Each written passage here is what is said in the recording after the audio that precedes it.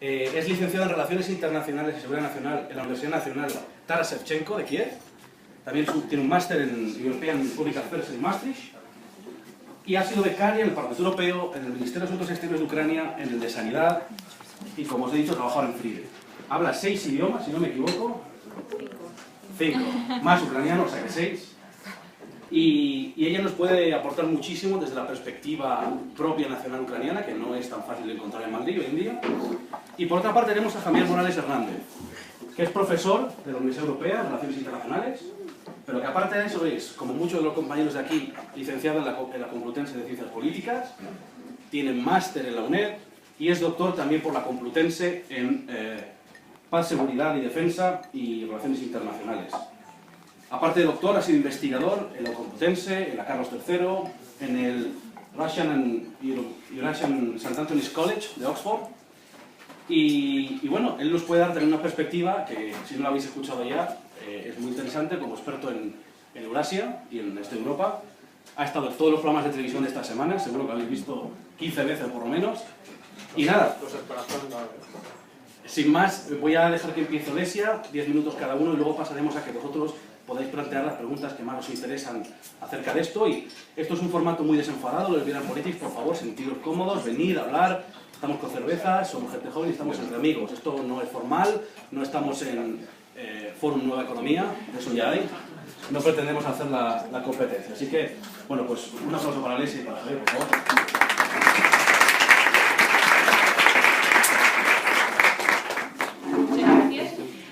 Para empezar, quería disculparme por mi nivel de español, porque he llegado a Madrid solamente este septiembre y no estoy tan contenta con mi español, pero voy a intentar hablar con vosotros en español. Si encuentro algunas dificultades, voy a cambiar a inglés si no os molesta.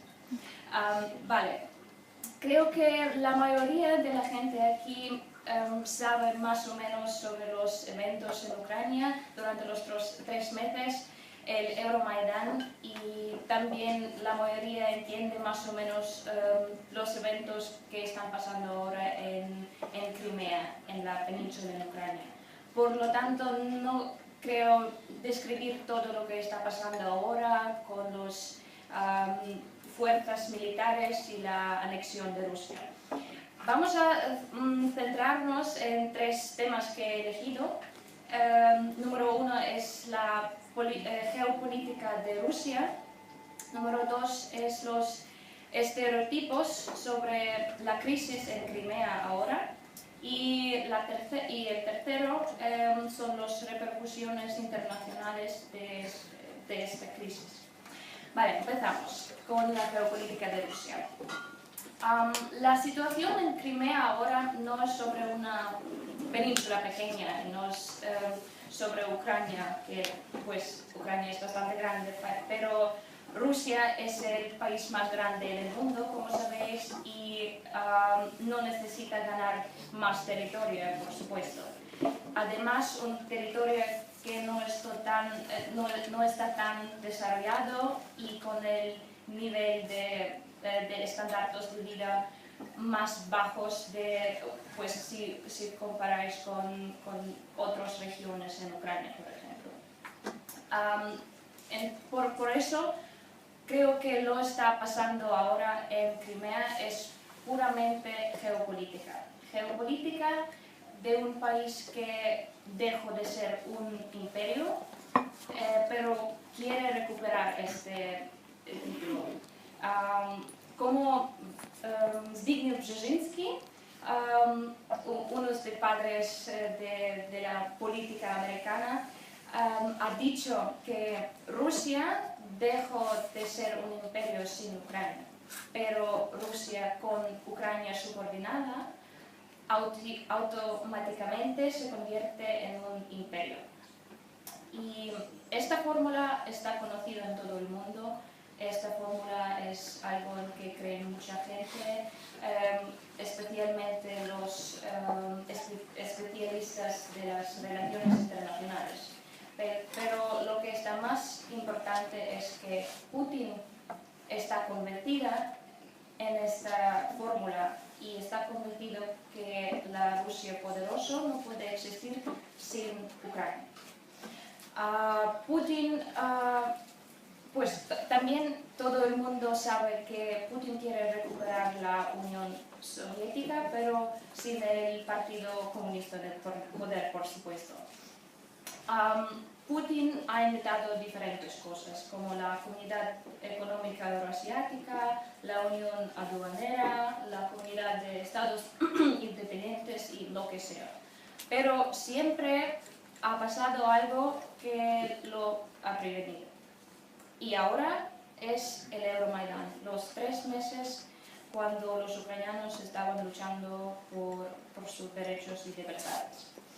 Por supuesto, un camino democrático, un camino transparente, un camino europeo de Ucrania es una pesadilla para Rusia, creo, y para especialmente Putin y sus planes de recuperar la Unión Soviética.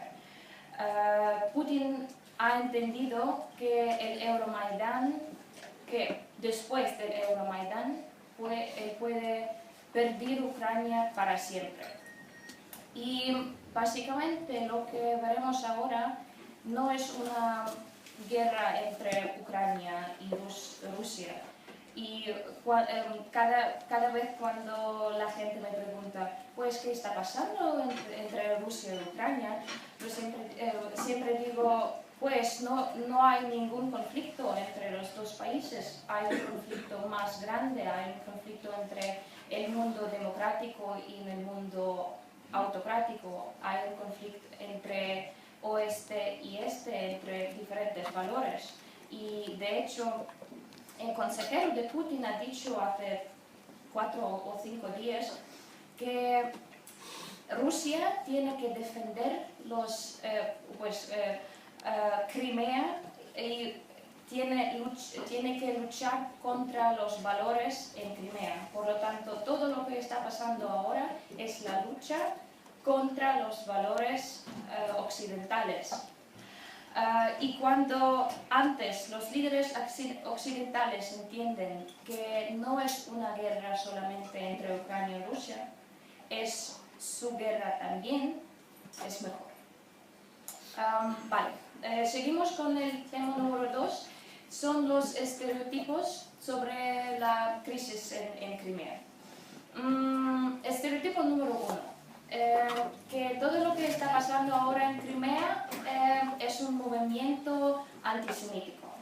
Vale, vamos a ver en los hechos. El primer ministro ahora en Ucrania es un judío. El viceprimer ministro en Ucrania es un judío. El gobernador de una ciudad que es muy importante en Ucrania, es Dnipropetrovsk, que está el centro de negocios en Ucrania, es también un judío. Incluso es el presidente del Congreso de Judíos en Ucrania. Además, todos los judíos en Ucrania que están en la Organización de Judíos de Ucrania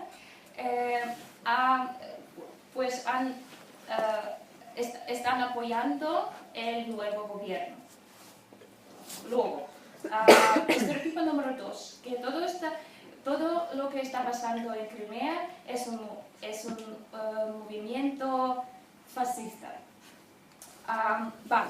El gobierno está formando, el gobierno en Ucrania está formado por 18 ministros. Entre estos 18 ministros, solamente 3 son del partido de las derechas. Según la última encuesta en Ucrania, solamente 2% de la población del pueblo en Ucrania está apoyando este partido de las derechas. La gente que está en la calle, que está luchando, no son fascistas o radicales, como Rusia les describe. Luego, el estereotipo número 3, que todo lo que está pasando es un movimiento antirruso.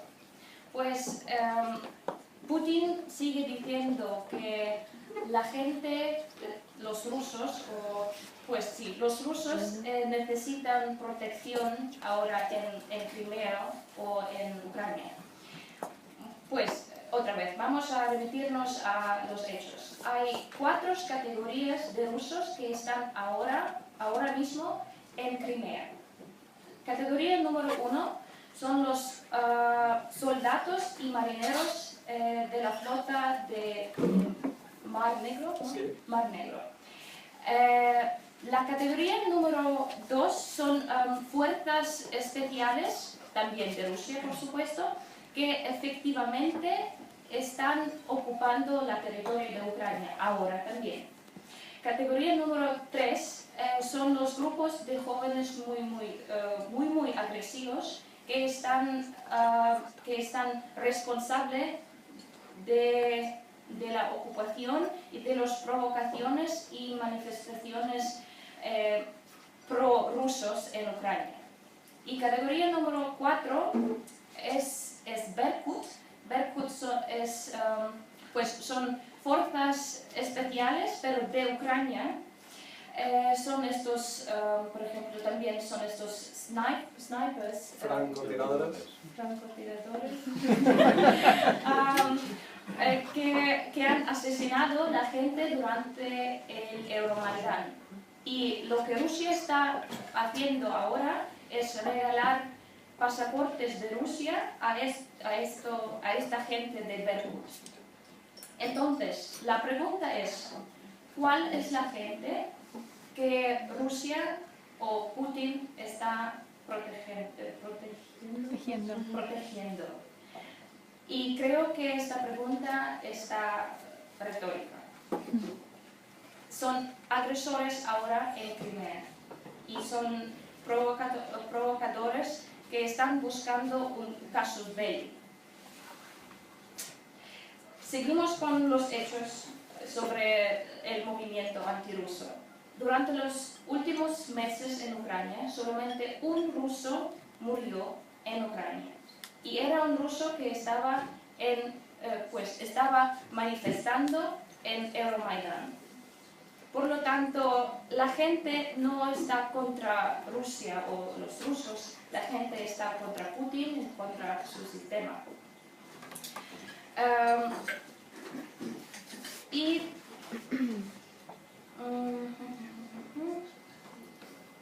Es que quiero decir mucho más, pero no tengo mucho tiempo. Vale, vamos a seguir con el tercer tema, es repercusiones internacionales.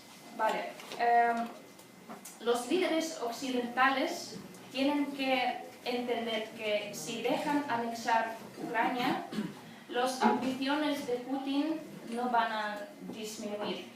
Los siguientes países van a ser los estados del Báltico o el este de la Unión Europea o los países de Escandinavia. Y no es una broma, es porque Putin está usando la misma fórmula como Hitler.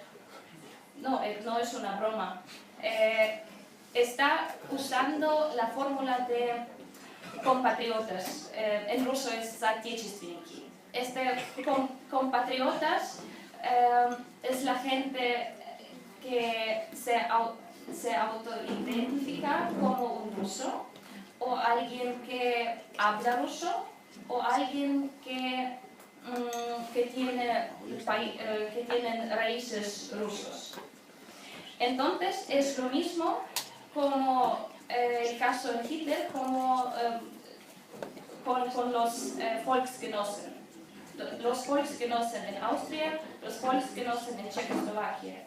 ¿Y qué hemos recibido después? Hemos recibido el Anschluss de Austria y hemos recibido Sudetenland en Checoslovaquia. Después, la repercusión número 2 es la cuestión nuclear. Como a lo mejor sabéis, el memorándum del 1994, el Budapest Memorandum, entre Rusia, los Estados Unidos y Reino Unido compromete a los tres países a respetar la integridad territorial y la soberanía de Ucrania y sirve de hecho como una garantía de la seguridad de Ucrania en cambio de que Ucrania ha abandonado la tercera potencia nuclear en el mundo. Yo repito, la tercera potencia mundial en el mundo. Es el único país, no hay otros países en el mundo que voluntariamente ha abandonado la potencia nuclear tan grande. Entonces, si creo que no funciona. Sí. Vale. Entonces, si los dos otros garantores de la seguridad ucraniana no hacen nada ahora y no defienden Ucrania, esto va a ser un señal enorme para el resto del mundo nuclear. Esto va a ser un señal para Corea Norte y para Irán, para los dos países ahora. Y van a ser un señal para estos países que en acuerdo con el mundo de oeste no significa nada. Y el tercero está relacionado con derecho internacional.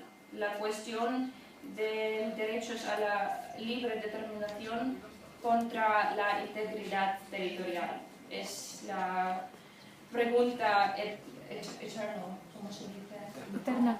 Eterna, sí. Y ¿qué puede pasar con Ucrania? Se puede convertir en un precedente peligroso por la comunidad internacional. Vale, lo dejo aquí y muchas gracias.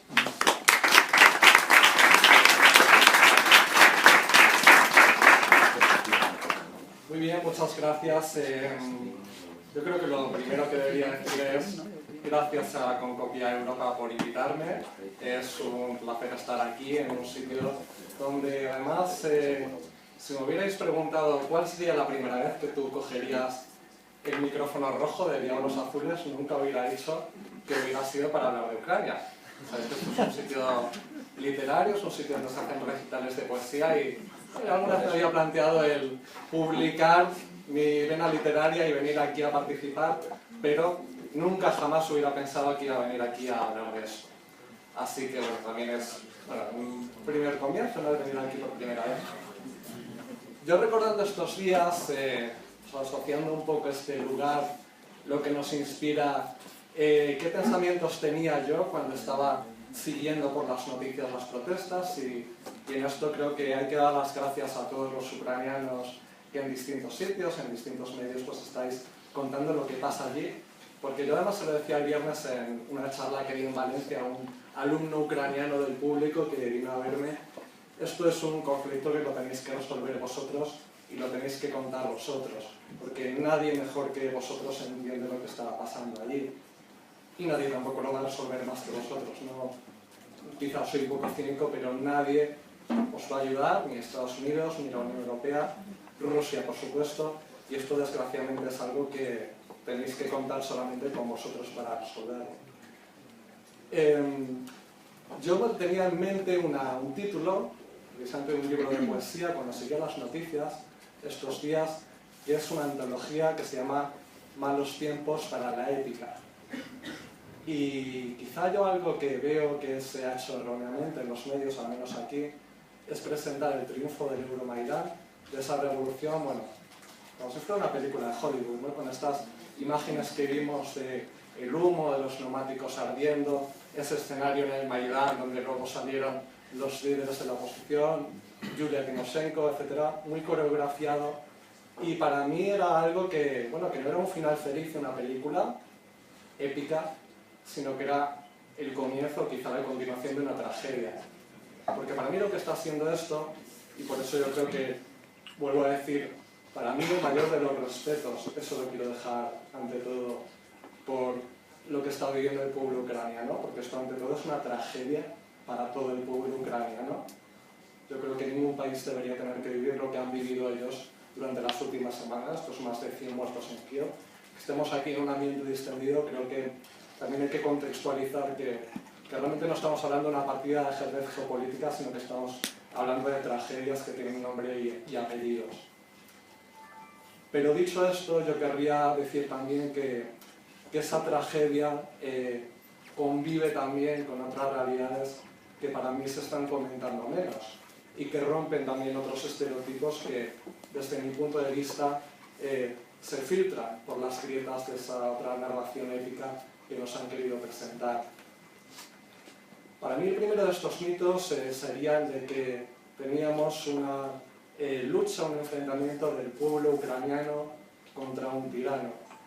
Y esto es algo que se ha repetido también en distintos medios y en distintas publicaciones, olvidando que, aunque cueste creerlo, un presidente sin duda criminal, como Yanukovych, que ordenó disparar contra su propio pueblo, y por supuesto hubiera debido ser juzgado como en todo Estado de Derecho en su momento y con el debido procedimiento, pero fue un presidente que fue elegido democráticamente por la mitad de los votos en unas elecciones declaradas como limpias y justas por todos los observadores internacionales hace solo 4 años, en 2010. Realmente yo creo que habría que situar en su contexto que ese presidente criminal, sin duda, representaba a gran parte de la sociedad ucraniana que ahora mismo se ha quedado sin representación, lo cual, por supuesto, no entra en conflicto con que ese presidente hubiera debido rendir cuentas de sus delitos al dar los órdenes que dio. Para mí, otro de las ideas que quizá han sido algo estereotipadas es esa idea de que la nación estaba unida contra el gobierno, algo que no nos encaja con lo que acabo de decir, una nación que la mitad de ella votó y de hecho ganó las elecciones en 2010, en las elecciones que representaban a millones de votantes. Realmente el Euromaidán, pese a su legitimidad, sin duda representaba a toda la sociedad ucraniana.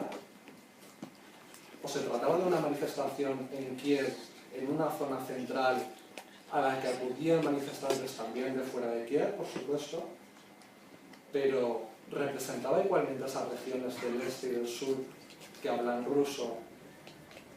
¿O realmente se trataba de solamente una representación en la mitad del país? Yo creo que un dato que puede ser interesante, y esto utilizando fuentes de los propios opositores ucranianos, es mirando a esa tragedia de la que sin duda nos tenemos que solidarizar con ella, por supuesto. Si vemos el origen regional de esos manifestantes que fallecieron en las protestas, yo creo que esta tragedia, sin duda, y condenable, por supuesto, no me cansaré de repetirlo, era algo que, sin embargo, no representaba a toda la sociedad del país. Por eso, todos los partidos, tanto los de oposición como el partido que representaba a esos millones de votos del este y del sur rusoparlantes, es decir, el Partido de las Regiones, con más de 200 escaños en el Parlamento de la Rada. Sin embargo, 24 horas después, vimos que en el Parlamento la oposición se saltó ese acuerdo, destituyendo a Yanukovych y formando un gobierno provisional en el que no había un solo representante de esas regiones del este y del sur rusoparlantes. Incluso, y quizás esto puede ser el error más grave desde mi punto de vista, se dio una representación excesiva a los partidos más radicales, especialmente ese tercer partido que era el más pequeño en el Parlamento de la oposición, Partido Libertad, Svoboda, que es un partido antisemita, es un partido de ultraderecha, xenófobo y antisemita, que quizá sería excesivo, como hace la propaganda rusa, por supuesto falso, decir que el Euromaidán en su conjunto fue un movimiento de extrema derecha, o racista o antisemita, pero tenemos esa minoría y existen numerosas declaraciones de sus líderes del Partido Libertad que lo eran. Además teníamos en la calle otro fenómeno que surgió también al calor del Maidán. Esas protestas que sin duda fueron pacíficas y a favor de eliminar un régimen corrupto, un régimen como el de Yanukovych totalmente impresentable, por supuesto. Y bueno, que hubiera habido unas elecciones el año 2015, si no me equivoco, de todas formas. En esas elecciones probablemente hubiera perdido Yanukovych, que es la forma de sustituir a las élites en una democracia, desde mi punto de vista. Pues otro fenómeno surgido al calor de las protestas fue que esa contestación inicialmente pacífica y proeuropea fue generando dentro de ella cómo reacciona la represión de la policía, por supuesto, la prohibición del derecho de manifestación en esa ley que aprobó también Yanukovych, y también una cierta sensación, desde mi punto de vista, de la inutilidad de continuar protestando pacíficamente. Todo esto generó el caldo de cultivo para que una minoría, que sin duda sigue siendo una pequeña minoría, pero que se convirtió en la vanguardia de la lucha callejera, decidiera responder a la violencia de la policía con violencia. Y ahí tenemos el fenómeno que comentábamos antes del sector de derechas, un grupo paramilitar, un grupo armado y un grupo de ideología fascista. Y un grupo a cuyo líder se le ofreció un puesto en el nuevo gobierno provisional. Un líder que probablemente entre sus sueños para una Ucrania futura estaría el de una limpieza étnica hacia quienes no comparten sus ideas. Por eso yo creo que esto generó una excusa, por supuesto falsa, no había argumentos para la ocupación rusa, pero generó una oportunidad para que Putin aprovechara para utilizar esto como una demostración de fuerza de Rusia. Y es lo que estamos viendo en Crimea. Si se hubiera respetado el acuerdo que medió Europa del 21 de febrero y ese gobierno hubiera sido representativo, sin incluir a los elementos más radicales, posiblemente Putin, o quizá no, eso nunca lo sabremos, posiblemente Putin no hubiera tenido esta excusa para intervenir como está haciendo ilegal e ilegítimamente.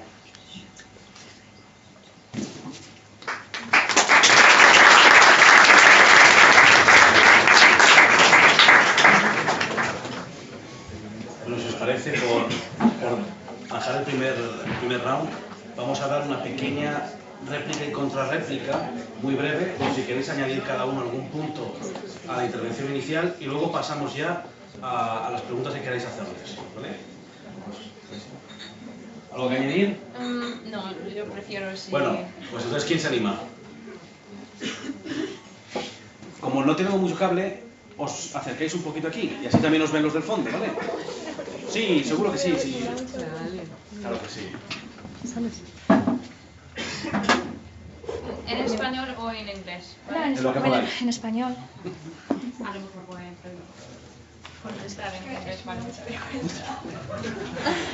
Bueno, hola, me llamo Uma y soy ucraniana y bueno, apoyo todo lo que has dicho. Y bueno, mi intervención es básicamente para aclarar unos puntos con usted. En cuanto a la representación de Yanukovych en el país, porque usted dijo que le han elegido democráticamente y eso no es cierto, porque las elecciones que se realizan en Ucrania, sí, no son unas elecciones como se dirían en cualquier país europeo. Por ejemplo, ella puede decir que en su propia ciudad los profesores fueron forzados a votar. Entonces, no son, y ahora mismo están saliendo a flote como pues, muchísima información, sellos falsos, papeles falsos, que ese porcentaje era falso, entonces no representaba a toda la nación. Incluso que no lo es, si fuera un representante democrático, durante estos 4 años hizo tales cosas en mi país que no me sorprendería que, aunque fuera votado democráticamente, toda la nación no lo estaría apoyando. Ahora bien, en cuanto a por qué los del Maidán no aceptaron el acuerdo, yo creo que aceptar un acuerdo con una persona que dispara contra su propio pueblo sería una traición para ellos mismos. Entonces, es muy cierto que si lo hubieran aceptado, probablemente Putin no tendría esta excusa, aunque habría encontrado otra para entrar. Pero yo he leído muchos comentarios, conozco a la gente del Maidán y dijeron que a lo mejor si él no hubiera disparado, hubieran aceptado, pero fue una traición para ellos, ya el punto final. Entonces yo les comprendo. Y básicamente, bueno, tendría muchas cosas más que decir, pero quiero que intervengáis vosotros. Gracias.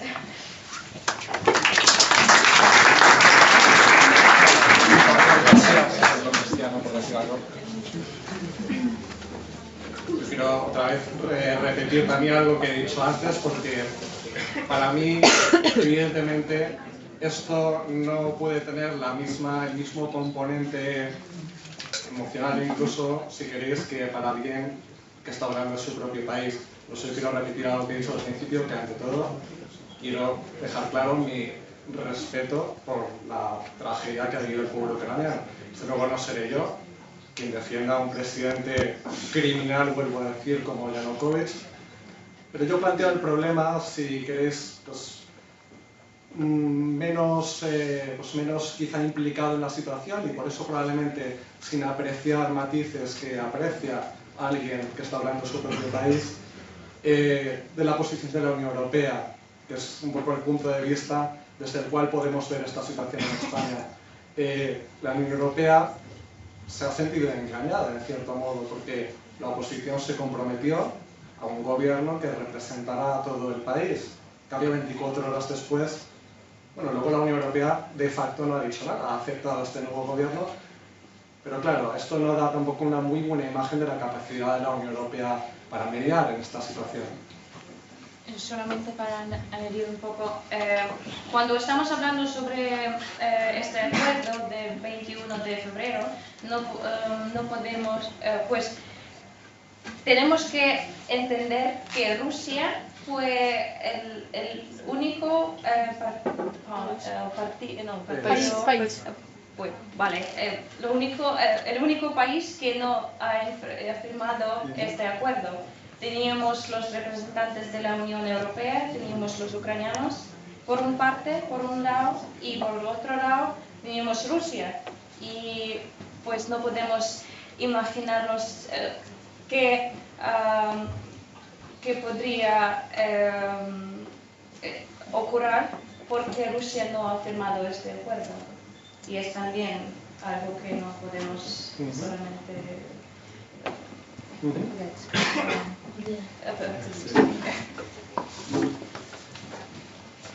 Te tienes que acercar un poquito.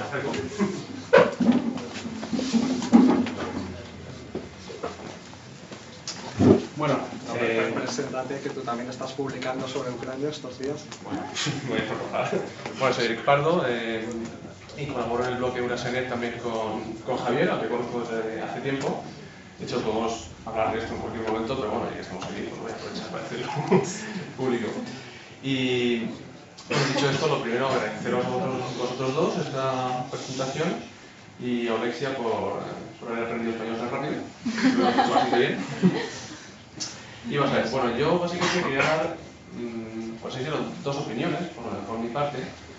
Yo estoy un poco en la misma situación que Javier. Soy una persona que estudia mi tesis sobre relaciones energéticas con Ucrania, entonces estudio este tema un poco desde fuera, pero tampoco he tenido la oportunidad de Ucrania, lamentablemente, y no soy ucraniano, entonces tampoco hay muchas cosas que no entiendo, ¿no?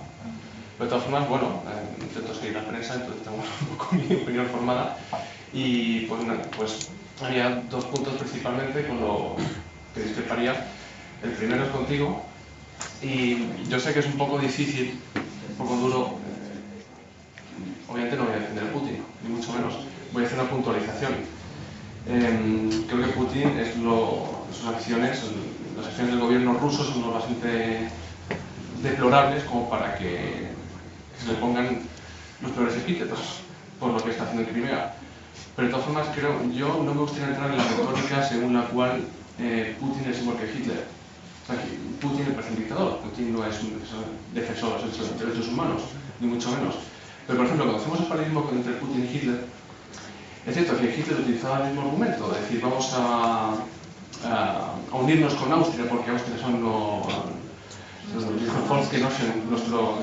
nuestros conciudadanos, lo mismo con los sudetes. Bueno, es cierto, es decir, hay un paralelismo, pero yo no creo, por ejemplo, Putin no tiene una idea de espacio vital como tenía Hitler. No hay una... En parte, sí, tiene razón, en parte sí, Pero ese espacio vital ya existe y muchas veces no es tanto establecer un imperio en las inversiones políticas y sociales como quería establecer Hitler, como muchas veces, desde mi punto de vista, estamos hablando del espacio postsoviético, tanto como mantener un orden relativo, un orden en relación con otros factores que intenten intervenir. Entonces yo no me imagino que la aspiración de Putin sea necesariamente convertir Ucrania en toda Ucrania, o al menos la parte del este de Ucrania, en una parte de Rusia, y reintegrarlo dentro de Rusia. Pero puede tomar acciones mucho más agresivas que no tomaría en otras circunstancias, como la agresión de Crimea o la subversión del orden de Crimea, si se ve amenazado por otro bloque geopolítico y todo por otro proyecto, como el proyecto del espacio de asociación oriental, el acuerdo que iban a alcanzar con Ucrania, cuando Rusia quería establecer la Unión Euroasiática. Que yo creo que si no hubiese sido un desafío, la Unión Euroasiática no hubiera sido tan ambicioso como para forzar a estas situaciones. Yo creo que hay mucho más de reactivo, por mucho que sea de por ahí, lo que hace hay mucho más de reactivo que de activo en ese sentido. Esa era mi opinión, puntualización. Y en cuanto a... Ahora te toca a ti, Javier. Bueno, sí estoy de acuerdo en muchas puntualizaciones, estudiantes. Vale, ahora bien. Pero, por ejemplo, es cierto que no podría decir que toda la nación estaba en contra de Yanukovych. Había una mitad quizá relativamente amplia que estaba activamente en contra, pero yo creo que había otra parte que estaba pasivamente en contra. Pero, por ejemplo, la deserción que ha habido del Partido de las Regiones creo que no se ha provocado, al menos únicamente, y si ha habido ese factor que ha sido mínimo, por la coacción por parte de Europa. Yo creo que ya estaban muchos hartos, pero ya son libertados de que defendiese sus intereses frente a otros oligarcas que apoyaban al partido y, por otra parte, también bastante inquietos por lo que estaba haciendo con la población civil, reprimiendo. De todas formas, sí creo que estoy de acuerdo que asumiendo que estemos cierto, un apoyo pasivo no basta. Creo que haría falta las elecciones parlamentarias para que se redefiniesen las fuerzas del Parlamento. Y eso creo que es un gran fallo por parte del nuevo gobierno, que parece quedarse a gusto con el Parlamento, ya que parece tener ahora más o menos poder, y no preguntar a la sociedad que se redefine el Parlamento. Bueno, pues básicamente eso. Muchas gracias.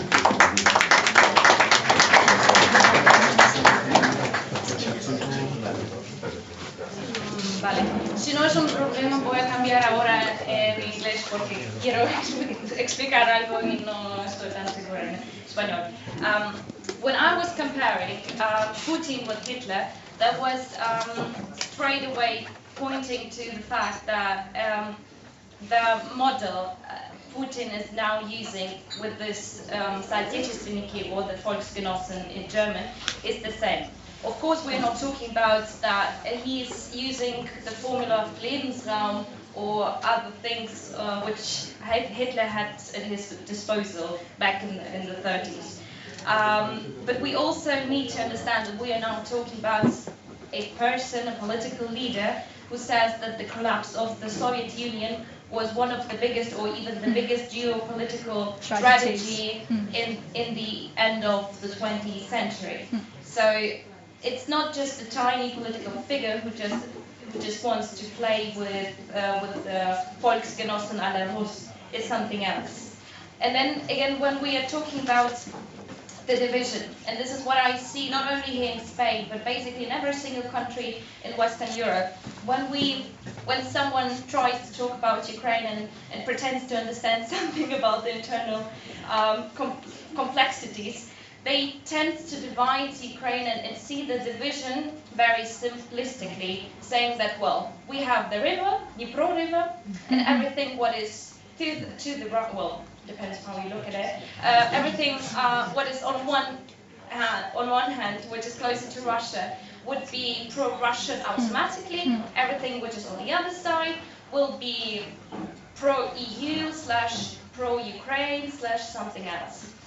This is not so, and then we have the south, which is usually then also taken to the eastern part, so basically pro-Russian. This is very simply put, and we have the problem that many people tend to simplify these things. For example, well, let's look into the statistics again. According to one of the polls in 2013, explicitly in the Crimea, only 1%, really 1% of the people living in Crimea said that they identified their fatherland with Russia. 10% identified the fatherland with the Soviet Union. The other, well, almost 90% said it is Ukraine. And then when the question was whether they want to unify with Russia, they said, well, only 29% of the population in Crimea said that they want to be together with Russia. This was 2013. Now I haven't seen any polls in 2014. Of course, it would be of the highest interest for us right now. But I don't think that the figures have changed substantially. Maybe you have some data. No, I wanted to tell you if you could add some information. I think that it has to be cleared about the party Svoboda. If you know, I don't know if you are informed about, because they always, said that it's fascist and they want to end up with the Jews in Ukraine. Exactly. And if you have the information, like the historical maybe origins of the party. No, que yo no voy a hablar, es para que ella lo explique. If you could explain that, the origin of the party Svoboda. If you have any information about that. Me vais a perdonar, pero antes de seguir, traduzco lo primero que ya se me está olvidando, para los que no hayan entendido, o unas líneas generales, y ya te pones con el partido en concreto. Por me está diciendo, básicamente, que en ningún momento ha querido hacer una comparación Putin y Hitler en lo trascendental, sino en lo coyuntural de la utilización del interés de salvaguardar los intereses de sus conciudadanos o compatriotas en algunas regiones, igual que Hitler lo hizo en Sudetes o Austria, pero que para nada sobre el argumento del espacio vital, que por otra parte no sé para qué querría más espacio vital. Bueno, eso no lo ha dicho ella, lo he dicho yo. Y que también sería un argumento muy simplista y reduccionista decir que Ucrania está dividido básicamente en dos, a ambas riberas del río, y que se asignase el sur automáticamente a la parte prorrusa, igualmente que la parte más oriental, ya que eso no es exactamente así, y que las últimas encuestas, no sé qué año he dicho, creo que 2003, pero no estoy seguro, la parte, por ejemplo, en Crimea, la parte de Crimea de la población, solo un 1% respondió a la pregunta ¿cuál es su patria? O ¿a cuál liga usted la idea de su patria? Solo un 1% la ligaría a Rusia, un 10% aproximadamente a la Unión Soviética, y casi el resto enteramente a Ucrania. Y que en esas mismas encuestas tan solo un 29% se mostró favorable a su integración a Rusia, y que en cambio el resto pretendería o seguir siendo ucraniano o una región más autónoma dentro de Ucrania. No sé si me dejo algo más. Ahora ya el partido fascista. No prejuzgues. Yeah, this is just a suggestion, but well, I just listened to one of the interviews of the leader of the Svoboda party, which is the right-wing party in Ukraine. Well, of course, they don't see themselves as fascist, and well, I'm not supporting this political party, but I don't see them as fascist neither. Well, then again, we have to go back into the statistics. Right now, only 2% of the Ukrainian population supports this political party or the political movement. So even if they would be far, far, far right and fascists and radicals, whatever you want to call them, even if they would be, if that would be the option, still only 2% are those who really support this party. And then again, turning to the east, and this is a bit of well, what you've been saying about half of the population which voted in a democratic way for Yanukovych. Well, then again, yes, first of all, and I completely agree with my colleague over here, saying that they were also rigged, the elections, they were rigged, so you can't say for sure it's been 50% or even more than half of the population who voted. This is for the first thing. And the second, those people who voted, now the vast majority of those people who voted, they, especially after seeing this measure here, yeah, maybe you've seen this ridiculously luxurious Yes, villa house, yeah. in, well, the Yanukovych villa with those, I don't know, gold over the, I don't know, everywhere, even in the toilet. So after seeing those ridiculous pictures, people start to understand, oh my God, did I really vote for this guy? So even if there was, like, let's say 45% who voted, now if you look at the figures, they would be much, much lower. Bueno, A mí no, pero... sí, por supuesto. Iba rápidamente a hacer una traducción. No sé si es necesaria, a lo mejor no, yo estoy haciéndolo en vano. Pues sí contesté. ¿Estáis europeístas? Creo no sea un problema si hablo en inglés. Bueno, a mí yo soy muy despistado, que se me olvidan las ideas y no las apunto, o sea que intentaré decir todas las cosas que iba teniendo en la cabeza, que gracias porque estáis sacando temas que yo creo que es importante sacar también. Y yo pues vuelvo a decir que también tengo mi visión como analista desde España, pero que en esto realmente lo interesante es escucharos a vosotros. Así por ir un poco por partes, con el tema de las elecciones de 2010, pues evidentemente para mí tiene mucho más valor el alguien que estaba allí y conoce casos concretos de fraude electoral. Solamente, en mi caso, yo solamente me he leído el informe de la OSCE, de la Organización para la Seguridad. Con Javier, que las últimas elecciones, sea popular Yanukovych ahora o no, las últimas elecciones fueron consideradas democráticas, limpias. Había elecciones en un año pasado, en el año siguiente. Sí, había elecciones el año que viene, entonces si la gente está descontenta con su gobierno, vota en contra o dice a sus parlamentarios, si había perdido fuerza con su mismo partido, dice a sus parlamentarios un impeachment y tenemos elecciones. Entonces, un gobierno que ha sido elegido por protestas masivas, que nunca pueden ser lo suficientemente masivas para convertirse en democráticas, a no ser que salga la mitad más uno de la población de Ucrania en las calles y diga queremos un presidente nuevo, que no ha pasado. No entró en récord Guinness la gente que salió en el Puede 31 de diciembre, la cantidad de personas que salieron con velas para protestar, ¿no entró en un récord Guinness? Dice que hay un récord Guinness de las personas que salieron a protestar, pero no sigue siendo la mitad de la población ucraniana más uno, o sea, sigue sin ser algo democrático, ¿no? Entonces, si Ucrania quiere ser parte de la Unión Europea y respetar sus valores democráticos, tiene que respetarlos completamente. No puede decir, ahora no estamos de acuerdo con nuestro presidente, vamos a protestar hasta elegir a uno nuevo. No, vamos a esperar unas elecciones o vamos a forzar unas elecciones y por un procedimiento democrático pero no ha habido elecciones ahora. If the president is not ordering to kill the people on the streets with a small... Yeah, that's the small... No, that's it. And Bueno, sorry. lo de la parte de los snipers, eso habría que juzgarlo, eso se tendría que perseguir. Se dice sí, no, si es sí, es un acto criminal, se lleva a Yanukovych a la cárcel. Pero, digamos, de nuevo, democracia, si no hay violencia en las calles, no muere nadie, esperamos, en el peor de los casos esperamos un año y elegimos un nuevo gobierno. Vale, pero ya aparte, la parte de Crimea es claramente parte del juego geopolítico entre Estados Unidos y Rusia. Detalles importantes de Crimea: solo pasó a ser administrativamente de Ucrania hace poco más de 50 años, no sé si llega a 50 años. Antes ni siquiera era una parte, una región que pasaba a la administración de Ucrania. Antes de eso, sinceramente no sé de quién era, pero Nikita Khrushchev, el secretario comunista ucraniano, de origen ucraniano, Khrushchev, decidió regalar Crimea a Ucrania como era una fecha conmemorativa y dio la región de Crimea a Ucrania como parte de la... Eso, bueno. O sea, Crimea no ha sido parte administrativa de Ucrania nunca, desde solo 50 años. Luego, el 60% de la población de Crimea solo habla ruso como lengua materna.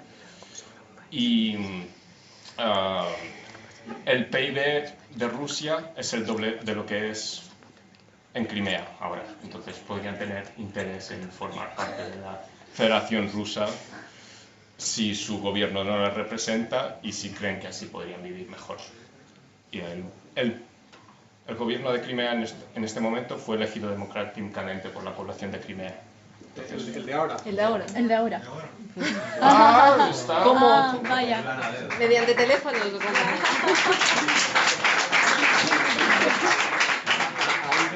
Ahí no. De esto se trata, tenemos que seguir pinchando porque si no, no hay debate. Vamos a hacer las 5 intervenciones y luego les dejamos a ellos para que esto fluya un poquito más. Álvaro. No va a llegar. Tener que dejarte ver. Soy Álvaro Invernoni, soy también miembro de Europa y yo quería hacer una reflexión y una pregunta. La reflexión es, la gran mayoría, yo creo, de los que estamos congregados aquí pues somos proeuropeos, en general tenemos simpatía por los universitarios de Kiev y nos gustaría a lo mejor apoyar de forma incondicional a Euromaidan. Lo que pasa es que yo creo que es complejo, porque como dice Javier, pues todo tiene grises, ¿no? No es una situación solo de blanco o negro. Y la verdad que visto desde aquí muchas veces da la impresión de que el gobierno actual en Kiev, la oposición, se lo ha puesto difícil que nosotros lo apoyemos desde fuera, ¿no?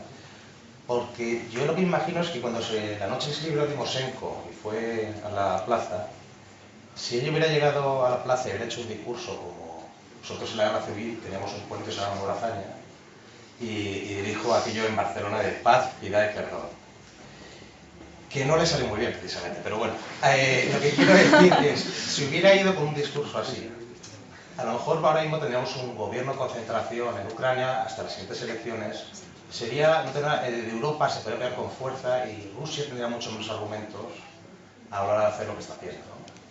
Pero claro, ahora el gobierno en Kiev es de dudosa legitimidad, ¿no? Entonces es muy difícil desde aquí apoyar de forma incondicional y fuerte el gobierno de Kiev. Y eso es lo que quiero decir, la oposición no consideráis que se ha equivocado, ¿no? Un poco lo que comentaba el chico anterior. Si hubiera aceptado hacer un gobierno que realmente representara a todos los ucranianos, o que al menos agrupara ciertos tipos de fuera más conjunto, estaríamos en otra situación y Rusia no podría hacerlo. Y la pregunta que quería hacer era, quería hacer un par de preguntas. Una es, ¿cómo a vosotros y al público, porque por lo que veo tenemos mucha gente muy interesada en el tema, una es para, por ejemplo, la posición de Lesia es, ¿qué le pedirías a la Unión Europea? ¿Qué es lo que quieres que la Unión Europea haga? Porque yo, por ejemplo, cuando he estado viendo en el Congreso del Partido Popular Europeo a Yulia Timoshenko y todos los líderes ir a abrazarla, yo lo veo que es algo complejo, porque no es precisamente una postura de mucha legitimidad, ¿no? Eso por una parte. Y la segunda es una reflexión al hilo de lo que pasa en Cataluña. No voy a comparar con Cataluña para nada, pero lo que quiero es... Ya lo han hecho. Ya. Es que muchas veces aquí hablamos, y es una metáfora que entendemos, que es el concepto de Montserrat, como los lugares sagrados, ¿no? Del nacionalismo. Y por ejemplo, para Serbia los tenía en Kosovo, en el centro de Kosovo, por eso era tan importante para ellos, ¿no? Y si un poco Ucrania es eso, porque el nacionalismo ucraniano es muy gracioso, el nacionalismo ruso, muy gracioso porque es expansivo, pero luego es racista con la mayoría de los ciudadanos que habitan esos lugares que quieren anexionar, pero no con Ucrania, porque sois eslavos, es una excepción en ese caso, ¿no? Y bueno, pues todos vemos las escaleras de Odessa y pensamos un poco en el acorazado Potemkin. Eso es una parte de la identidad rusa, ¿no? Si crees que eso es un poco el Montserrat, ¿no? Un símbolo nacional que hay para Rusia y por eso es más difícil salir de ello.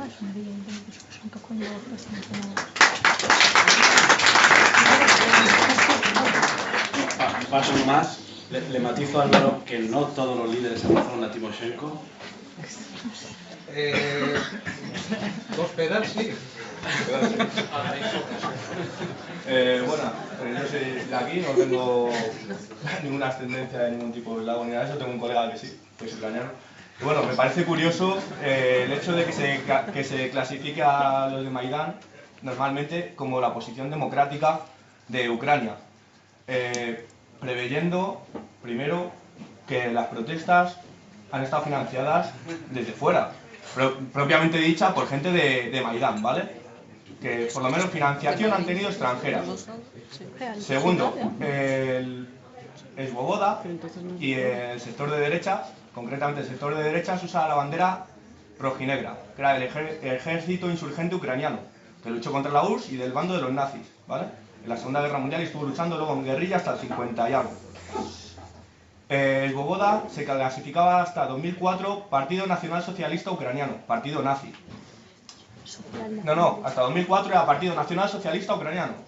Con lo cual eso de que es ultraderecha, no, son abiertamente nazis. Además, de hecho, su símbolo es la mano con los 3 dedos, que son los 3 dedos del juramento nazi, ¿vale? O sea, eso es así, pero bueno, un poquito de historia. Siempre viene bien. Historia de ficción. Se dice que es minoritario en las protestas. Si es minoritario en las protestas, me gustaría saber por qué Oleksandr Sich, el viceprimer ministro del nuevo gobierno, Andriy Monik es ministro de Ecología, Yor Svak, bueno, yo ucraniano no sé bien el idioma, ¿no? Svak o algo así es de Agricultura, Yor Tenjuk es de Defensa y Oleg es Maknitz es de fiscal general del Estado, ¿vale? De Ucrania ahora mismo, con el nuevo gobierno. Entonces, democrático no me parece tampoco esa parte del Euromaidan, ¿no? Es curioso que, es cierto, que salen a decir que tampoco lo sean Putin ni Yanukovych, por supuesto, ante todo. Pero no voy a negar que se haya tiroteado al pueblo por parte del gobierno de Yanukovych. Lo que sé hay son pruebas de que las mismas balas y las mismas armas que dispararon y fueron aniquilando las filas de Berkut, que es policía antidisturbio, ¿vale?, de allí, son las mismas que mataron a muchos manifestantes del Euromaidan y que han sido probadas de que al menos varios francotiradores eran del Svoboda. Está probado, o sea, no es algo que yo me invente, hay documentación de ello, se puede buscar, es fácil.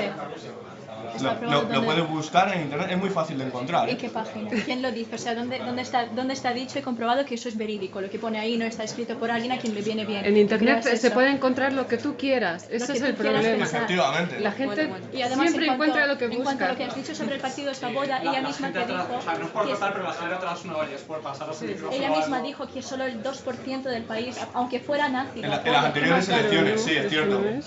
Que no es. No oye la gente, si no tienes micrófono atrás no vas. Bueno, sí, pero ahora mismo el Svoboda y el sector de derecha son la cabeza de choque, ¿vale? O es el cuerpo de choque del Euromaidan, las cosas como son. De hecho, en Kiev se ha disuelto a los Berkut y han tomado los grupos paramilitares, por decirlo de alguna manera, parte del control de la seguridad ciudadana. Es que esto a mí me recuerda... Berkut estuvo de rodillas pidiendo perdón al pueblo ucraniano. Así que cuando... Sí, no te lo voy a negar. Y que han sido disueltos por el nuevo gobierno también es cierto, ¿o no? Sí. Y han tomado... ¿Y quién está ahora haciendo la Están disueltos por el nuevo gobierno porque han estado disparando contra su propio pueblo. El debate no se oye aquí, Álvaro. No, ya está, sí, termina. Si vamos a hacer nacional, pasamos el micrófono. Bueno, a mí personalmente esto me recuerda, volviendo al tema de la historia, a los camisas negras de Mussolini. Personalmente. Lo mismo, una marcha multitudinaria, se quedan en Italia, le dan X puestos de ministros y para la siguiente lo tienen más que hecho. Personalmente, es mi opinión. Sí, habrá gente que no le guste, pero bueno. Muchas gracias. Nos quedan dos, uno aquí y uno al fondo, y luego pasan a su ronda. Vamos a ir... Vale, uno aquí y dos al fondo y luego les toca a ellos. No, entonces aquí, dos aquí, porque yo también levanté la mano antes. Vamos a hacerlo muy bien. Uno aquí, otro ahí, o dos y dos. Puntualización. Sí, allá donde está controlando ahora el Maidán la situación, o las regiones que controlan, están disueltos o ilegalizados el Partido de las Regiones y el Partido Comunista, ¿vale? De Ucrania. ¿Perdón? Están disueltos. Donde está gobernando ahora mismo el Maidán, o controlando las zonas que controlan, están prohibidos el Partido de las Regiones y el Partido Comunista de Ucrania. De hecho, el dirigente del Partido Comunista de Lubov, ¿vale?, ha sido torturado públicamente, y eso sí que hay fotos. No estaba torturado públicamente, le agachaban la cabeza para pedir perdón ante los canales. Bueno, como somos muchos, vamos a seguir pasando. Como hay más preguntas, vamos a hacer como teníamos pensado. La de aquí, la de allí, y luego siguiente ronda. Ahora, por favor. Vamos. Pero... Hola. ¿Qué tal? Esto no es Maidán.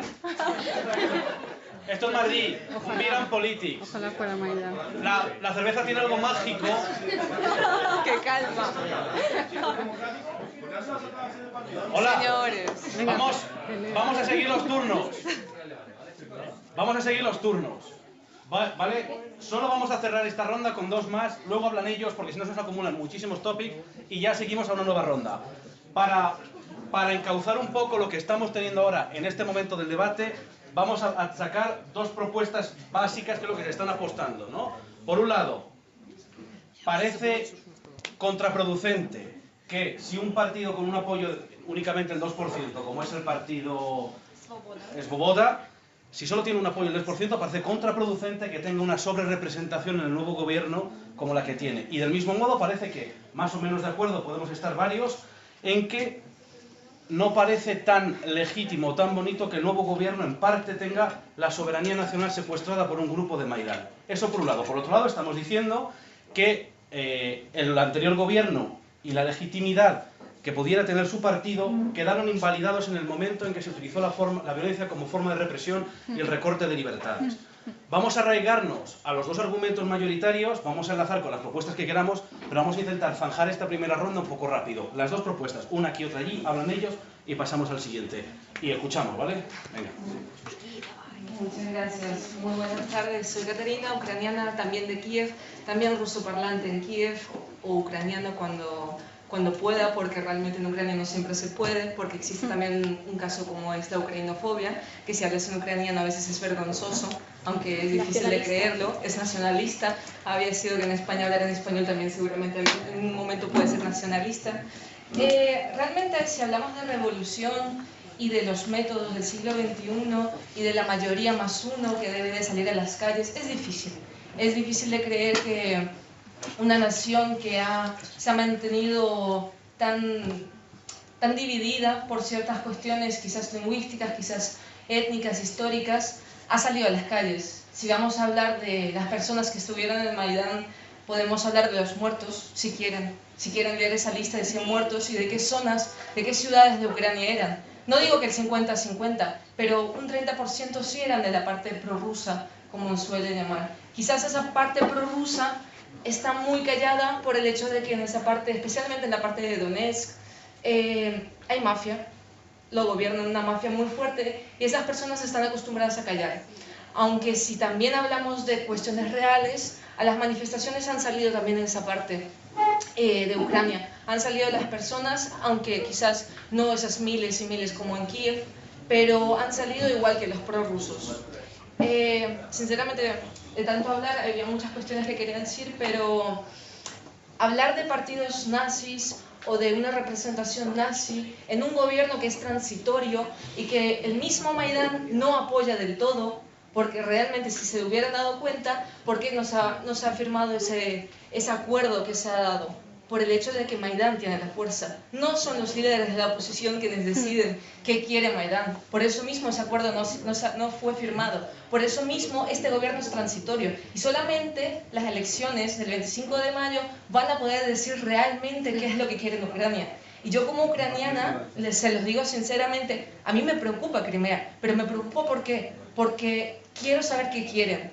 Y sea este referéndum legal o ilegal, lastimosamente no confío en total porque sé cómo pasan las elecciones en Ucrania, lastimosamente es así, gracias a quizás a un nivel de democracia real que hay en Europa que ustedes tanto critican a veces, pero al cual nosotros locamente queremos llegar, porque ustedes no se imaginan lo que puede llegar a ser una elección en lugares públicos. Hablo de lugares públicos, no privados de una persona en casa. Eso que de los profesores, de los hospitales, donde son obligados, y conozco mucha gente así, si no votas literalmente por un partido, te echan del trabajo. No ahora o quizás dentro de un mes, pero ocurre.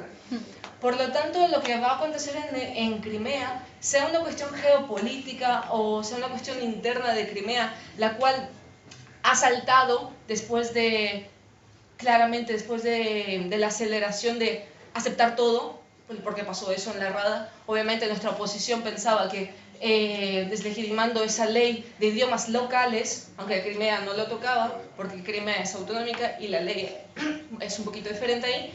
Por lo tanto, digamos que ese poder que le han dado a Rusia de intervenir por los rusos en Ucrania o simplemente para los rusos, que yo también lo soy, no necesito que me salve Putin estando en España o en otro lugar. Y muchos rusos estando en Ucrania han dicho eso continuamente. Y quiero decir una cosa, que aquí mismo encontramos este debate y estas agresiones continuas de ambos lados por el hecho de que no solamente hay una guerra digamos, geopolítica futura. La guerra está en la información que encontramos, en que lastimosamente el periodismo es la gran, disculpa por la palabra, la gran prostituta de dos hegemonías, continuamente, en ambos países. Y que si los propios ciudadanos en Crimea ahora solamente pueden ver canales rusos porque se han prohibido todos los demás, entonces, democráticamente, ¿de qué democracia hablamos? ¿De una democracia que ha avanzado, que ha saltado totalmente todas las barreras,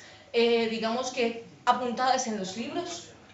¿O hablamos realmente de un paso de esa democracia en el cual cada uno decide lo que es para el correcto? Ese es el problema, que lo que leemos y de lo que son los hechos, no digo que quizás claramente hay hechos que van en contra del Maidán y han ocurrido cosas totalmente imposibles de comprender para nosotros mismos, porque en ningún momento, si hablamos de salir a las calles y decir lo que queremos, y fue así, porque al comienzo Maidán salieron estudiantes y era pacífico, hasta que por la noche, para montar un árbol de Navidad, nuestro gobierno decidió montar un árbol de Navidad a las 5 de la madrugada, mientras que todos estaban durmiendo en las calles, y llegaron los antidisturbios.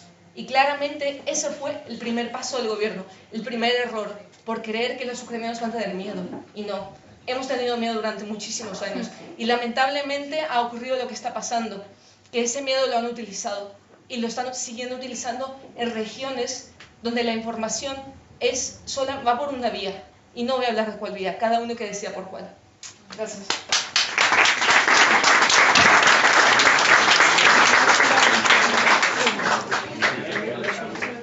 Va a cerrar Miguel aquí. Vale. Escuchamos, por favor. Tres preguntas muy directas. Aquí tengo otro compañero que también va a hacer otras dos o tres.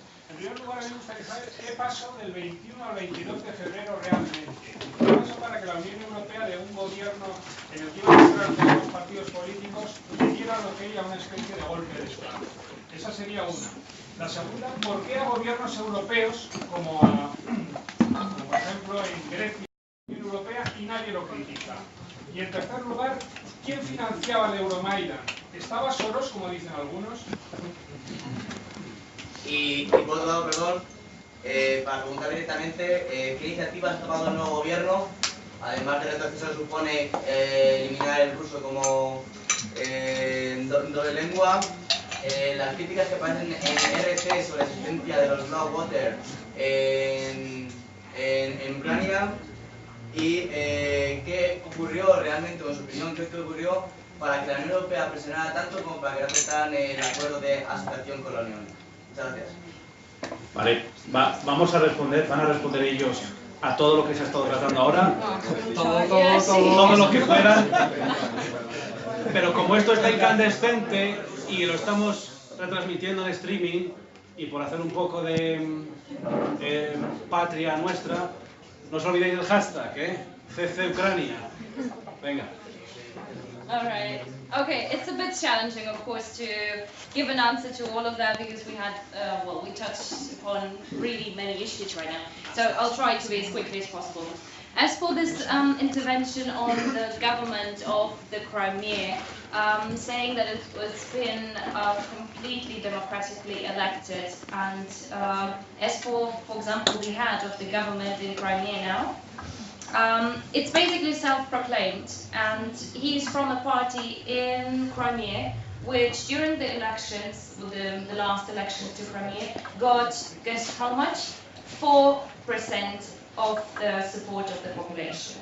So this is now the guy who is, and this is not just allegedly, he is 1000% financed by Russia. So this guy is self-proclaimed gobernador de Crimea, is now the one taking decisions in Crimea. The second one, the huge debate here about the eligibility of the government now. Well, the first point to make here is that we have to understand that those people who took power right now, they knew that it's political suicide. Those people now, in the transitional government until the next elections in Ukraine, they are political kamikazes who knew that they are transitional, that everything what they have to do are very painful and, well, painful reforms that will bring them political death in the end.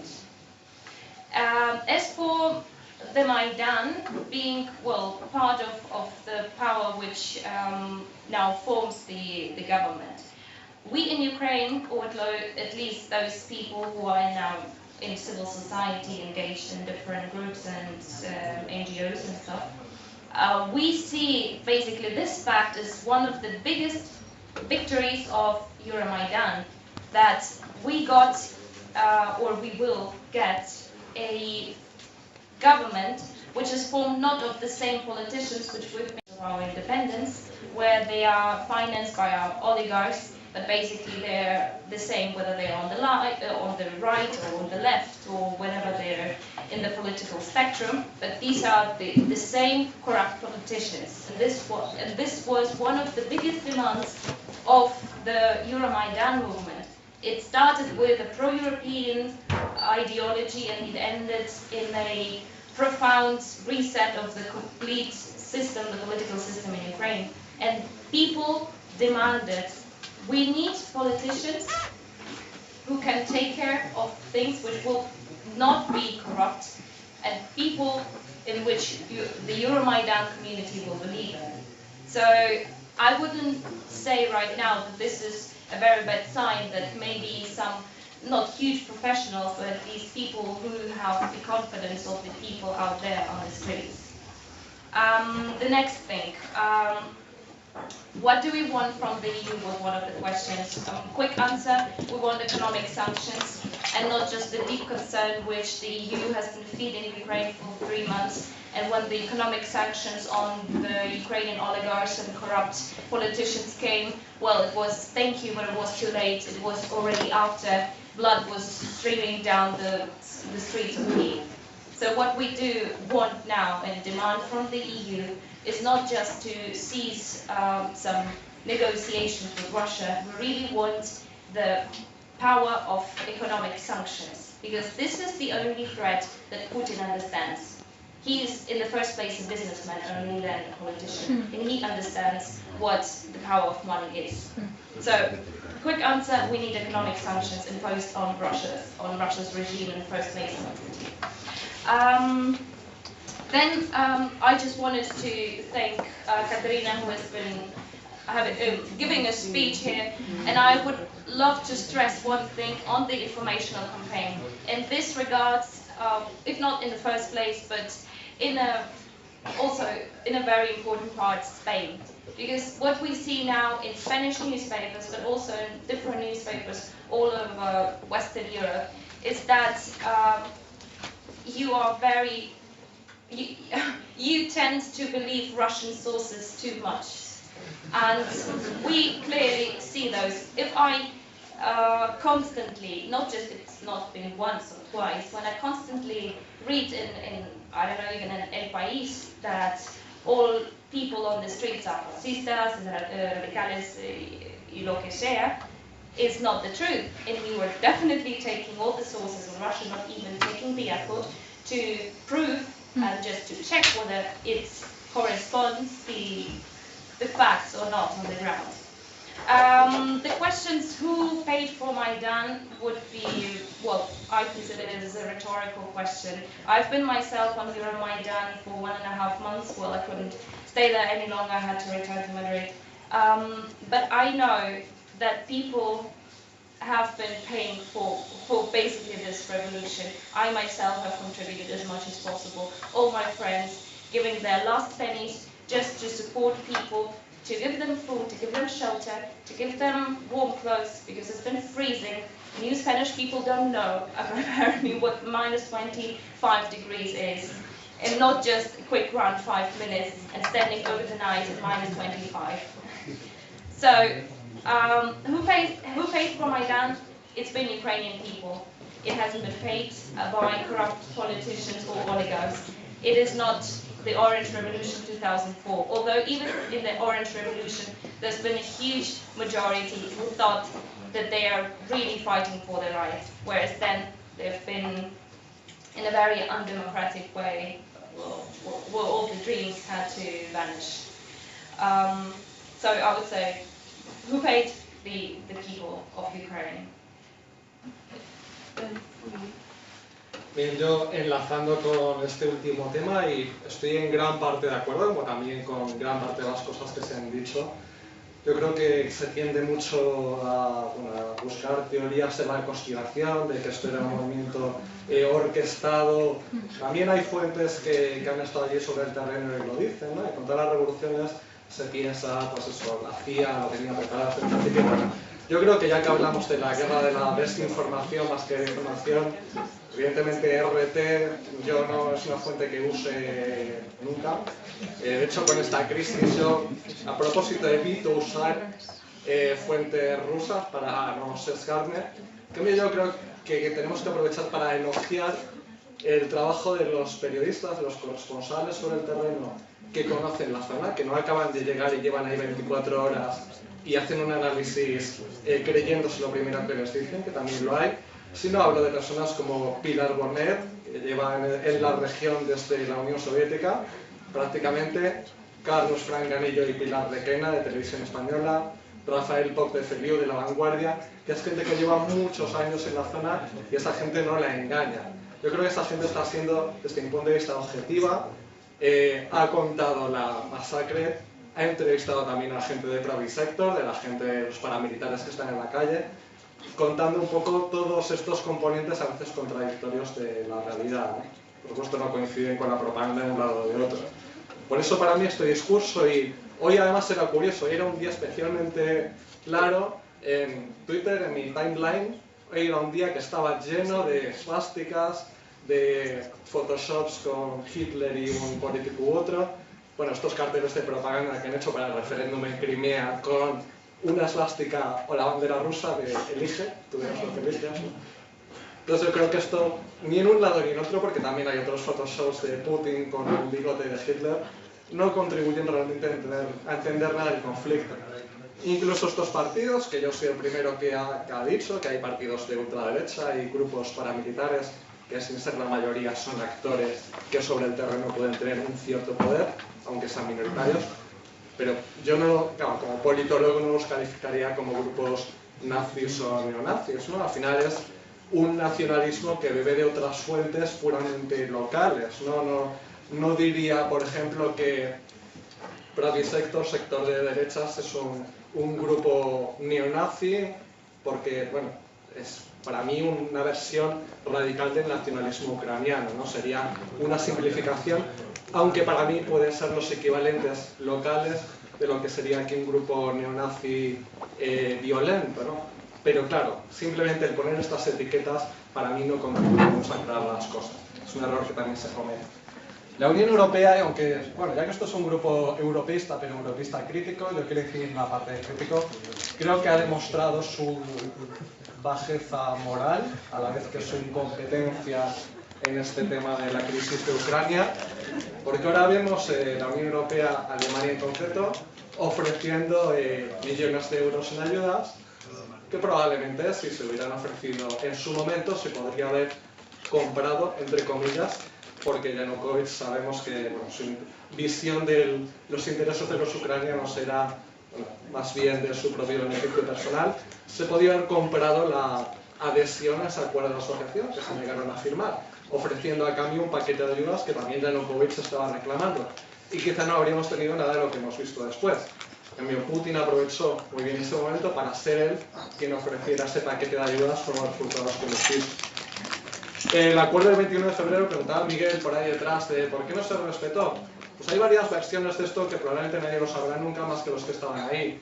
Hace poco leía yo en un periódico tampoco prorruso como el Times británico que los que estaban allí en esa negociación con Yanukovych para ese acuerdo. Yanukovych, por supuesto, no quería ceder un ápice, no quería adelantar las elecciones, lo primero, como le reclamaban los ministros europeos. Tuvo una llamada de Putin y cuando volvió a hablar con Putin aceptó el adelantar las elecciones. Eso no lo digo yo, esto es un tópico que decía Javi en su post de hace poco, Javi García Toni, no lo digo yo, lo dice el Times, pero está así. O sea, se dice que, claro, Putin en aquella conversación, Yanukovych le pidió que enviara tropas para apoyarle y no tener que firmar el acuerdo y Putin se negó. Putin le dijo, o firmas el acuerdo o caerás, esa es la única opción que tienes. Entonces por eso yo creo que esto tampoco era un plan ruso desde el principio, sino una reacción de Putin que se sintió engañado ante el incumplimiento de ese acuerdo, que es cierto, ellos no firmaron, pero estuvieron observando un poco la evolución de los acontecimientos a ver qué pasaba. Le vino muy bien ese incumplimiento. El gobierno de Crimea, por supuesto, ilegítimo para mí, gobierno que lleva 2 días en el poder a raíz de una ocupación armada del Parlamento. Por cierto, que también Putin está un poco copiando lo que pasó en Kiev para intentar manipular esos mismos argumentos. Por supuesto, este referéndum no tiene ninguna validez ni ninguna representatividad.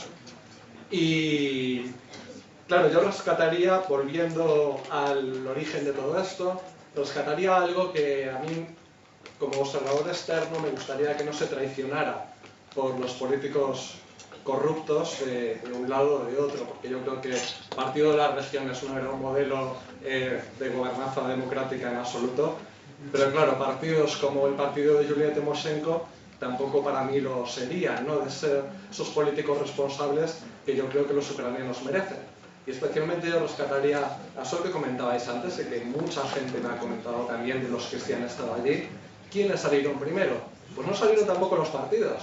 Esos 3 partidos oportunistas que quisieron usar esas manifestaciones para su propio beneficio, sino que salieron movimientos estudiantiles, grupos incluso de izquierda, hasta grupos anticapitalistas, y que luego acabaron siendo desplazados por esos otros actores que se intentaron aprovechar de la revolución para su propio beneficio. Por eso yo creo que esta revolución, si es un bien para el futuro de Ucrania, no debería ser traicionada tampoco por unas élites que ya demostraron en el pasado que no estaban a la altura de las circunstancias.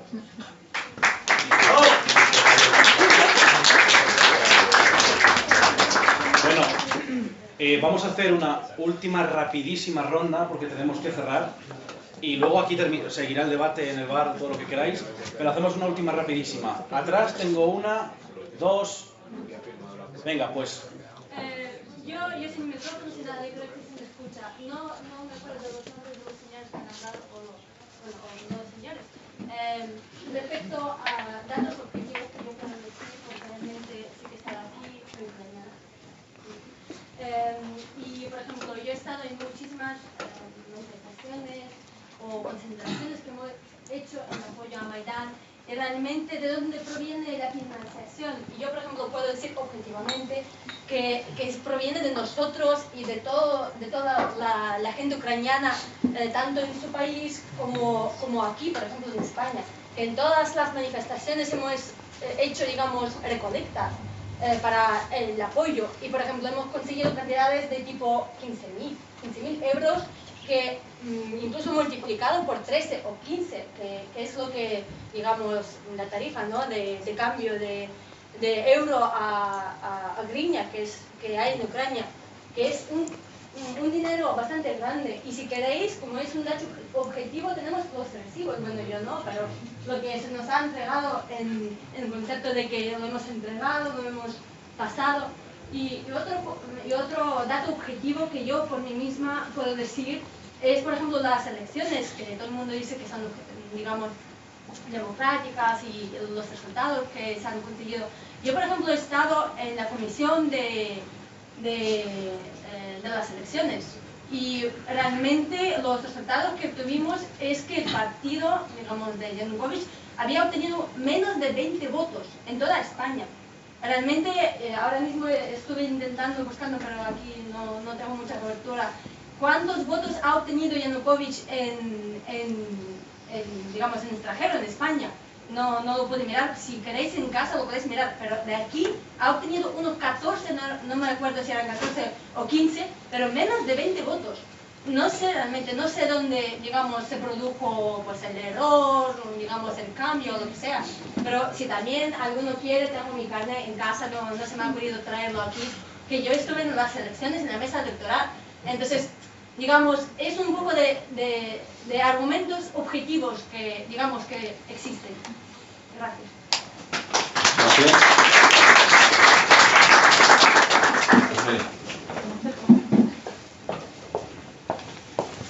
Muy buenas a todos, mi nombre es Fiorella, soy miembro de CEZ Europa. Quiero agradecer a todo el mundo por haber venido, a los que han tuiteado y sobre todo a los comentarios.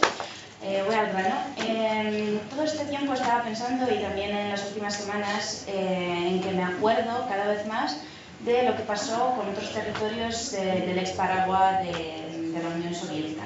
Estoy pensando a lo que hoy en día en las relaciones internacionales llamamos conflictos congelados, los frozen conflicts, más cerca quizá a Ucrania y también a mi país, el caso de Transnistria, o a lo mejor Abjasia, o incluso en Nagorno-Karabaj. Y entonces mi pregunta sería, ¿creéis que en los siguientes meses lo que está pasando en Crimea y extendiendo a Ucrania en todo el territorio se va a consumir o que se va a transformar en un frozen conflict en los próximos años? Muchas gracias. Bueno, si no tenemos más, se lo paso a ellos. Bueno, pues una última, por aquí.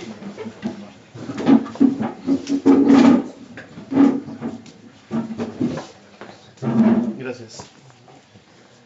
Hola, primero agradecer a nuestros conferencistas y también a tanta persona de Ucrania que se ha hecho presente el día de hoy, muy valioso e interesantísimo sus aportes, así como el de las demás personas, pero es cierto que uno usualmente ve el conflicto o cualquier conflicto con mucha distancia, que le permite ver uno cosas que no ve de cerca, pero que también hace que uno no vea lo que sí se ve in situ. Y eso a mí me ha resultado particularmente valioso. Hemos hablado mucho de la posición de la Unión Europea y mucho más de lo que acontece o no acontece en Ucrania. Pero creo que, volviendo a la introducción, hablamos de un marco geopolítico. Sabemos que dentro de todo, más allá del dolor del pueblo ucraniano que evidentemente está pasando por una situación difícil, los que quizás decidan del futuro de Ucrania no necesariamente vayan a ser directamente los ucranianos. Tenemos a Rusia de un lado y tenemos a la contraposición que pudiera o no ser Estados Unidos. Entonces, en ese sentido, la pregunta es doble. En tu caso, ¿qué le pedirías a Rusia y qué le pedirías a Estados Unidos? Y en el tuyo, ¿qué crees que va a pasar con base en las peticiones, a las ver realistas o no? ¿Y cómo es el conflicto evolucionando, digamos, en los próximos 2-3 meses? Gracias. Bueno, muchas gracias. Por la parte que nos toca como europeístas críticos, voy a hacer un pequeño último inciso, y es que me estamos preguntando mucho qué podría hacer la Unión Europea. Nosotros consideramos, a mí nuestro paso, que como siempre llegamos tarde, mal y de manera descoordinada. Creo recordar que hubo un partido gobernando democráticamente en Ucrania hace unos años, pro-europeo, que pidió ayuda a la Unión Europea cuando les dejaban el invierno sin gas, y ahí Europa decimos así. Así que a lo mejor tenemos que aprender la lección de que cuando sí hay gobiernos democráticamente elegidos y legítimos que piden ayuda, a lo mejor ese es el momento, y no ahora, de meternos en las cuestiones que no nos han llamado ni a nosotros, ni a los rusos, ni a los americanos, solo a los ucranianos. Pero bueno, en fin, última aportación aquí. Hola a todos. Yo voy a decir una cosa muy evidente para todos los ucranianos, pero para los españoles creo que no, porque yo llevo aquí 14 años y creo que yo lo puedo ver, la transición esta entre Ucrania y España. Es un error gravísimo tratar la realidad política en Ucrania como si fuera Europa o como si fuera España. En términos de bipartidismo, en términos de izquierda y derechas, en términos de democracia, que Ucrania jamás conoció democracia.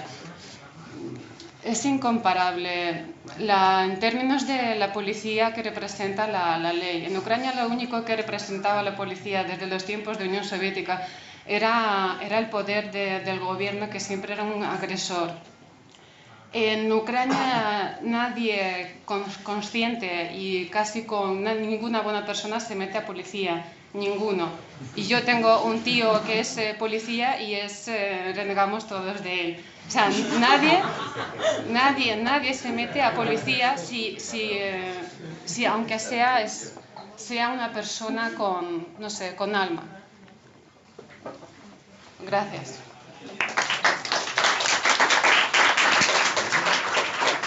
Okay, quick question, quick answers. The first one was about the frozen conflicts. Well, during the first days of this crisis in Crimea, there was a huge debate, basically an internal debate in Ukraine, where, well, some people said it's going to be like the Abkhazia or South Ossetia too. The other people said, well, it will be more or less the Transnistria scenario. Now that the conflict is still ongoing in Ukraine, we see that Putin, even if he wanted a Abkhazia conflict, he didn't succeed in a blitzkrieg. Maybe he wanted that, but he didn't get it. So already a Abkhazia or South Ossetia conflict is out of question, I would say. The other thing would be whether it can turn into a Transnistria one. Me personally, I think it could become a Transnistria in the sense of giving folks, well, again, the referendum now, whether the EU and the rest of the democratic world will see it as legitimate or not. Russia doesn't really matter for Putin or for Russia in general, for the system there, whether it's legitimate or not. Was it legitimate in South Ossetia or Abkhazia? No one cares now. But there is a frozen conflict, the same as in Transnistria, and it's, as far as I remember, since 1992. And there's been many efforts to find a solution of that conflict, but none was found. So I see it turning, as for now, into Transnistria. This links us to the third question, the second question, what we asked from the US and Russia. So now the only way to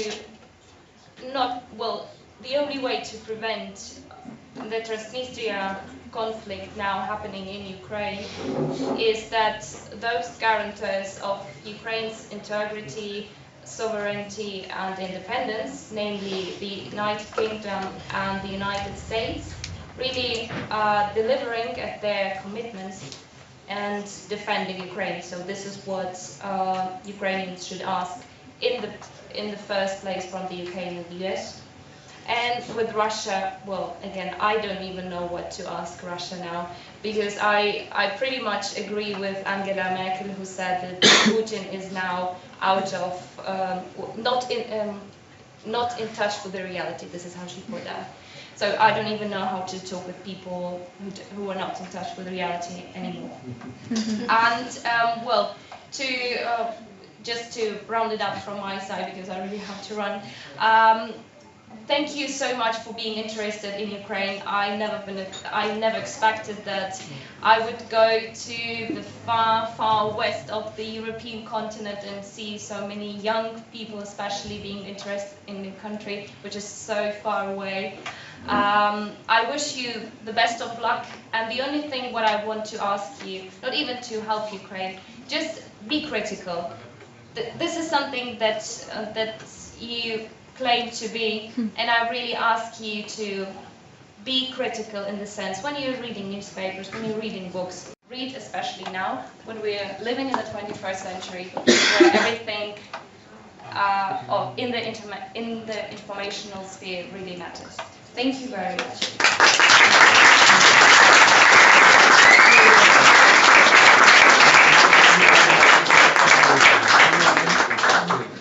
Pues yo creo que por la hora que es, mis comentarios deberían ser breves, para variar. Simplemente para concluir me querría referir a algunas de las cosas que se han comentado. Yo creo que estamos de todos poniendo todas las piezas de un puzzle que tienen que ser todas las piezas en conjunto sobre la mesa, y por eso también agradezco a todos los demás que habéis intervenido el aportar esas otras piezas de ese puzzle, que a mí el primero también me ayudan a completar esa visión de la realidad. que inevitablemente puede ser sesgada, puede ser centrada solo en algunos aspectos. Me preguntáis sobre algo que los académicos nunca hacemos, que es hacer predicciones de futuro, con lo cual yo ahora me podría marcar un discurso diciendo que es una situación compleja y es difícil prever lo que va a pasar. Pero bueno, yo quizá porque todavía soy joven, aunque cada vez menos, y crítico y también algo europeísta, me atrevería a intentar ver qué posibles escenarios vamos a tener. Para mí sería quizá un poco exagerado el pensar, como Angela Merkel, que Putin es un actor completamente irracional. Putin es, por supuesto, un líder político que no se basa en criterios ni de legalidad internacional, ni en criterios éticos, ni en criterios humanitarios, por mucho que use esa excusa. Pero para mí sigue una racionalidad que es el interés nacional tal como lo percibe él. Esto lo saben muy bien mis alumnos de política exterior que están aquí delante. Entonces, claro, sin ser un actor completamente racional, Putin, para mí, es consciente de las consecuencias que no le convienen, no le compensarían de, en primer lugar, entrar en una guerra abierta por la península de Crimea, que le aportaría una conquista armada, porque hasta ahora es una ocupación que de momento, toquemos madera, no ha pasado de la ocupación y no ha llegado al nivel de guerra abierta. ¿Qué le aportaría a esa península, aparte del interés estratégico de la base de Sebastopol, que es una base que ya tiene? Es una base que además sería un poco ya más largo discutir si no la podría sustituir en caso de necesidad por ejemplo, las bases que está construyendo en Abjasia, lo cual explica mucho también el interés ese de Abjasia, etc. Yo lo que creo es que Putin ha lanzado un órdago con esta ocupación hasta el momento sin usar la fuerza, lo cual no quiere decir que no la planee usar en un escalón posterior, para forzar al gobierno de Ucrania de Kiev a aceptar sus concesiones políticas.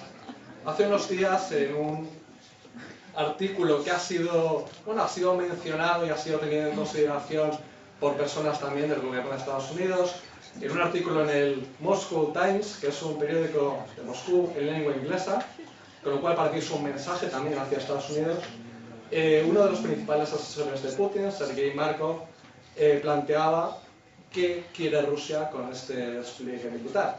Y lo que, según ese portavoz oficioso del Kremlin, quiere Rusia es volver al acuerdo del 21 de febrero. Es un gobierno de unidad nacional, es que se garantice el uso del ruso como lengua cooficial. Nos encontramos con la paradoja, y esto lo he comentado yo esta mañana con uno de los corresponsales que ha estado en Ucrania estos días. Claro, ahora tenemos la paradoja de que Rusia, por su propio interés, por supuesto, es la única que está defendiendo ese acuerdo del que ya nos hemos olvidado todos. Para mí sería suficiente, sería posible ya con esta deriva el volver de alguna forma a ese acuerdo y darle a Rusia la posibilidad de retirarse habiendo, desde su punto de vista, defendido y salvaguardado los intereses de la población de Crimea. Puede ser o puede ser que ya sea demasiado tarde, porque claro, Putin ha desencadenado unas fuerzas, por ejemplo, instalando este gobierno de Crimea, que también se parece mucho a esos fascistas de ultraderecha que pululan por Kiev, no tiene nada que envidiar a nosotros. Pues claro, puede ser un grupo tan radical que ya no siga las instrucciones más adelante de echarse atrás, con lo cual podemos tener abierta la puerta a un conflicto, que sea un conflicto en primer lugar civil, aparte de un conflicto internacional. Y ojalá, esperemos que esto no llegue a esta situación.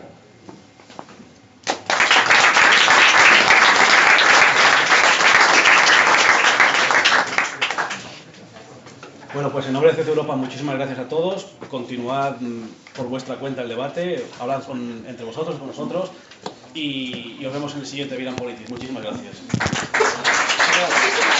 Un placer.